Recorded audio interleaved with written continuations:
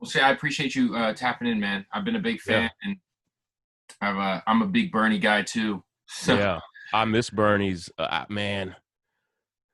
I take every I take every loss like super personally, not because of like wins and losses, but I know the people that I'm fighting for actually are fighting for everyday people. And I know that when Bernie loses or when somebody else that I'm fighting for loses, people suffer as a result of that. And so he to me, if you went into a lab and made a candidate designed for a pandemic, Bernie would come out of that. Like he was made for this moment. Like I so desperately wish he was president, man. And yeah, I think he would have mopped the floor with Trump, man. yeah, it's interesting. I guess we'll just dive right into it because like Yeah.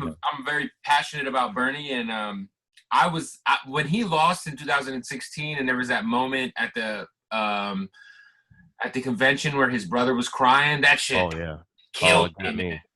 Well, his brother loves him, man, and what people, I worked with Bernie on this for this campaign. man. Bernie was deeply hesitant to tell his own origin story.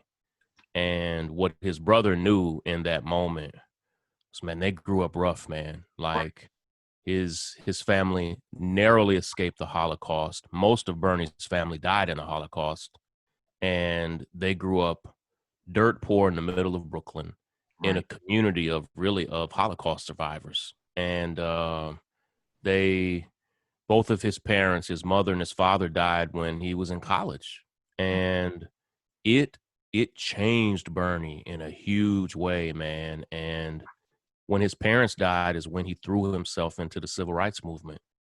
And his brother knows all of that better than me or you or anybody. And so to see him, his brother was deeply touched. It was a special moment for Bernie, who doesn't show a lot of his emotions on his He sleeve. doesn't. You're right. He Yeah, doesn't. Yeah, yeah. and to see him do that, it was deep, man.